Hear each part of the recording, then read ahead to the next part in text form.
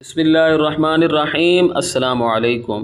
انشاءاللہ آج کی ویڈیو میں آپ کے سامنے 10ویں جماعت کی اردو کی نئی کتاب جو کہ Punjab curriculum and text book board نے حال ہی میں شائع کی ہے اور اس سال سے پنجاب کے اسکولوں میں پڑھائی جا رہی ہے، اس کتاب کے سبق 2 نعت کی تشریح، مفہوم، معانی اور متعلقہ یعنی مماثل شعر کے ساتھ پیش کروں گا۔ اگر آپ میری سابقہ ویڈیوز جو میں نے اس کتاب کے بارے میں بنائی ہیں مکمل طور پر دیکھنا چاہتے ہیں تو اس ویڈیو کی ڈسکرپشن میں موجود لنک کو وزٹ کریں۔ تو آئیے ویڈیو شروع کرتے ہیں۔ پہلا شعر ہے: رسول مجتبیٰ کہیے، محمد مصطفیٰ کہیے، خدا کے بعد بس وہ ہیں، پھر اس کے بعد کیا کہیے، صلی اللہ علیہ وسلم۔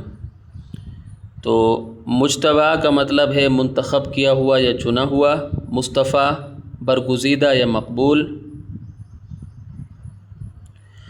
اچھا، اس کے بعد اس کا مفہوم آ جاتا ہے: رسول اللہ خاتم النبیین صلی اللہ علیہ وسلم رب تعالیٰ کے چنے ہوئے اور برگزیدہ انسان ہیں۔ رب تعالیٰ کے بعد سب سے بلند مرتبہ آپ خاتم النبیین صلی اللہ علیہ وسلم کا ہی ہے۔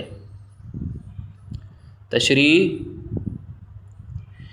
اس شعر میں شاعر رسول اللہ خاتم النبیین صلی اللہ علیہ وسلم کی تعریف بیان کرتے ہوئے تحریر کرتے ہیں کہ رب تعالیٰ نے نبی کریم خاتم النبیین صلی اللہ علیہ وسلم کو مجتبیٰ اور مصطفیٰ بنایا، یعنی رحمت عالم خاتم النبیین صلی اللہ علیہ وسلم رب تعالیٰ کے چنے ہوئے انتہائی پسندیدہ اور محبوب انسان ہیں۔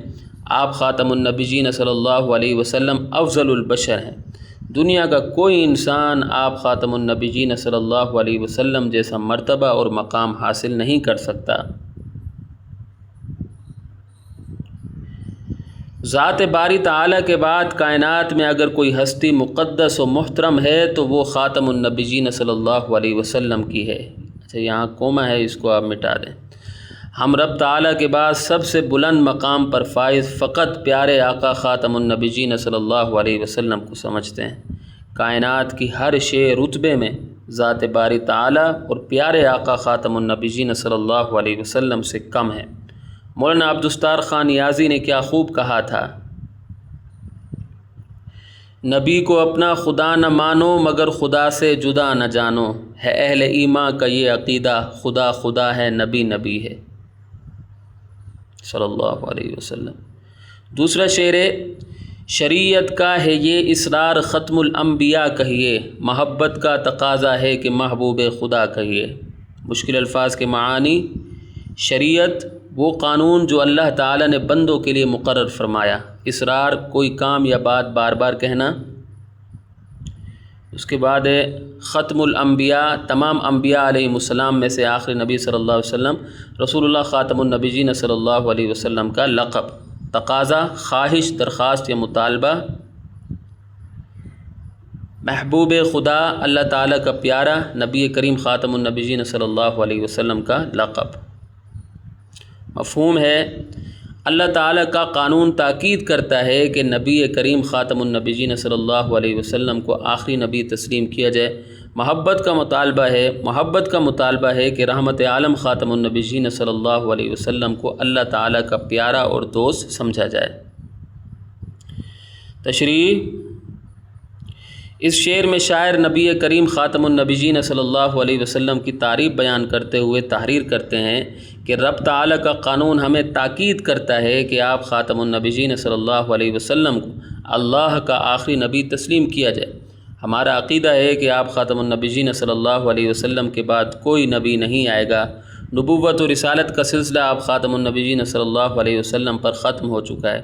گو شریعت کہتی ہے کہ رحمت عالم خاتم النبیین صلی اللہ علیہ وسلم کو اللہ کا آخری نبی مانا جائے، لیکن ہمارے دلوں میں پنہاں رسول اللہ خاتم النبیین صلی اللہ علیہ وسلم کی محبت چاہتی ہے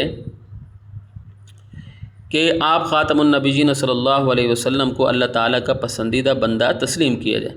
نبی کریم خاتم النبیین صلی اللہ علیہ وسلم اللہ تعالیٰ کے سب سے زیادہ محبوب بندے ہیں۔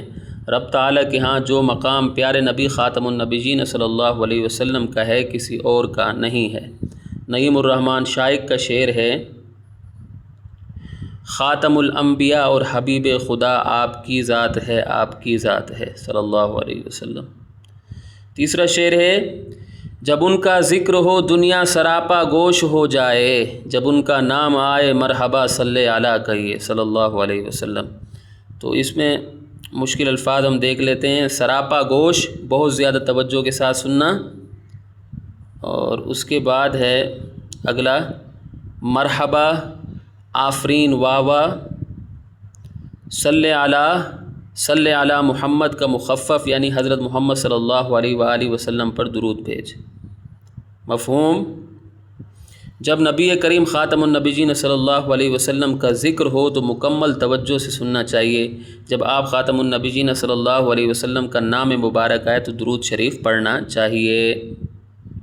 تشریح: اس شعر میں شاعر نبی کریم خاتم النبیین صلی اللہ علیہ وسلم کی تعریف بیان کرتے ہوئے تحریر کرتے ہیں کہ جب آپ خاتم النبیین صلی اللہ علیہ وسلم کا ذکر خیر ہو تو دنیا والوں کو چاہیے کہ بالکل خاموش ہو جائیں، بڑے ادب اور احترام سے رحمت عالم صلی اللہ علیہ وسلم کی باتیں سنیں تاکہ اللہ تعالیٰ کی رحمتیں نازل ہوں۔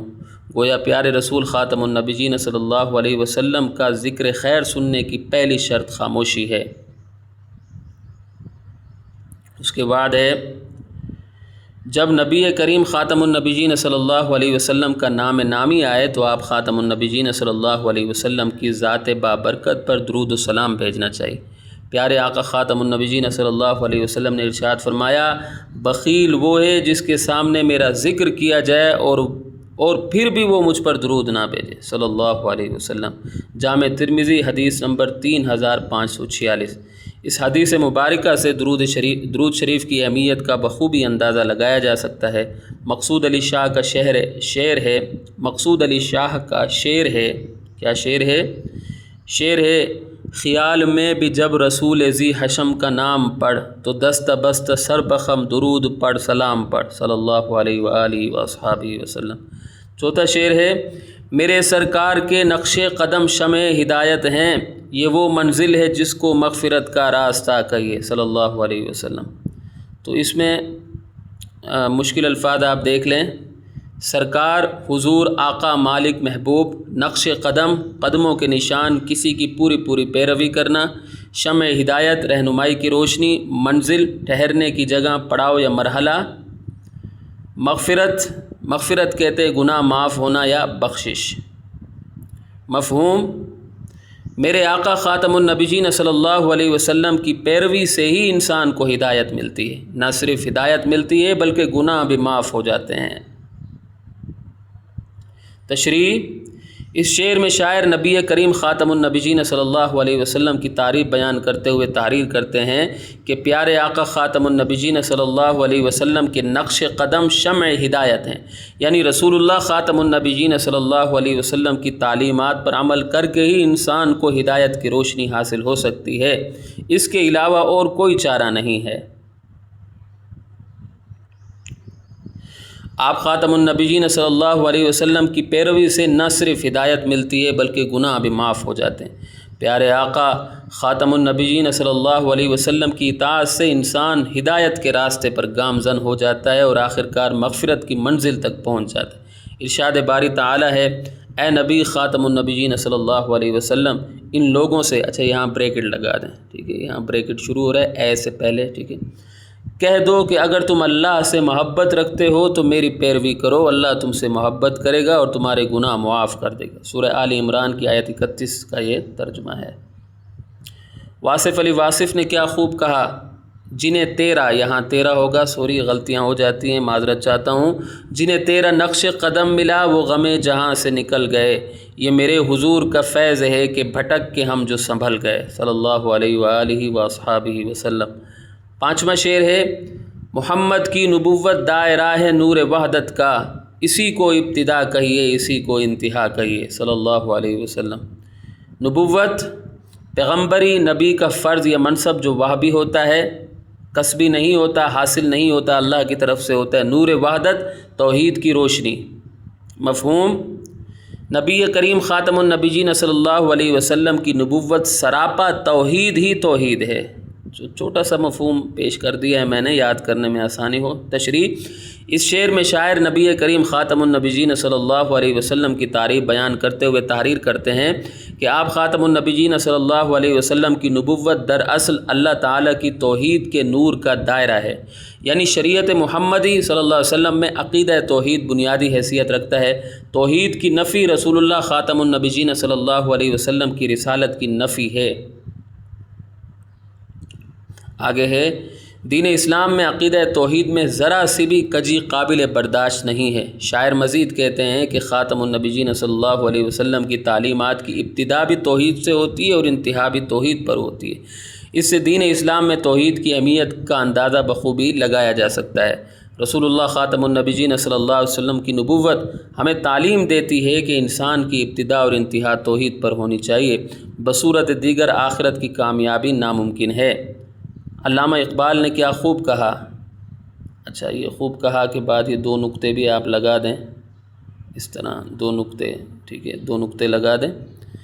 تو علامہ اقبال نے کیا فرمایا تھا، انہوں نے کہا تھا، آگے چلتے ہیں، اچھا ٹھیک ہے، سوری میں بھول گیا ہوں، یہ تھا یہاں آ چکا ہے، ٹھیک ہے۔ بازو تیرا توحید کی قوت سے قوی ہے، اسلام تیرا دے سے تو مصطفی ہے صلی اللہ علیہ وسلم۔ چھٹا شعر ہے، غبار راہ طیبہ سرمۂ چشم بصیرت ہے، یہی وہ خاک ہے جس خاک کو خاک شفا کہی ہے۔ تو غبار کا مطلب ہوتا ہے خاک یا دھول، راہ طیبہ پاک راستہ یا مدینہ منورہ کا راستہ، چشم بصیرت باطن کی آنکھ یا دل کی آنکھ، خاک مٹی یا دھول، خاک شفا دینے والی مٹی۔ مفہوم: مدینہ منورہ کے راستے کی دھول ظاہری و باطنی آنکھوں کے لیے سرمے کی حیثیت رکھتی ہے، اس پاک مٹی سے بیماروں کو شفا مل جاتی ہے۔ اچھا یہاں ایک بات آپ کو بتا دوں کہ کتاب میں یہاں بصارت لکھا ہوا ہے، بصارت لفظ صحیح نہیں ہے، اصل میں یہ بصیرت ہے، ٹھیک ہے، لیکن جو میں نے تشریح کی ہے تو وہ اب چونکہ بچے کنفیوز ہو سکتے ہیں کہ آپ نے یہاں بصیرت لکھا ہے اور بصارت ہے، تو میں نے تشریح اس طرح لکھی ہے جو چشم بصیرت پر بھی فٹ آ رہی ہے اور چشم بصارت پر بھی فٹ آ رہی ہے، ٹھیک ہے، تو پریشان ہونے کی ضرورت نہیں۔